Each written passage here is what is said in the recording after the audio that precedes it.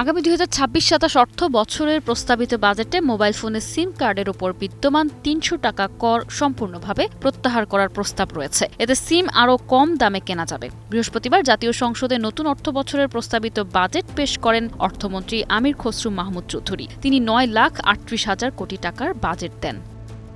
Nova LED TV, ঝকঝকে ছবি, নিখুঁত শব্দ, ৫ বছরের ওয়ারেন্টি। নোভা মানি, সঠিক মান, নিশ্চিত সেবা। সংশ্লিষ্ট প্রস্তাবনায় বলা হয়েছে, আইসিটিকে থার্ড সেক্টর হিসেবে গড়ে তুলতে সরকার এ খাতে কর, ভ্যাট ও লাইসেন্সিং নীতিমালা সংস্কারের ব্যাপক উদ্যোগ নিয়েছে। বর্তমানে টেলিকম খাতে করের হার প্রায় ৫০% এবং তথ্য প্রযুক্তি ক্ষেত্রে তা প্রায় ২৫%। বিশ্বের অন্যান্য দেশের তুলনায় এই হার অনেক বেশি। তাই এ খাতের বিকাশে সরকার এ ধরনের কর ক্রমান্বয়ে যৌক্তিক হারে কমানোর উদ্যোগ নিয়েছে।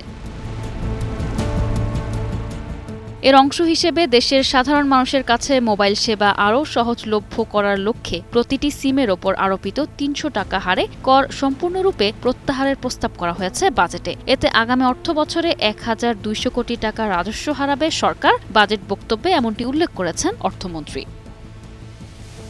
Desk report, ২১ television.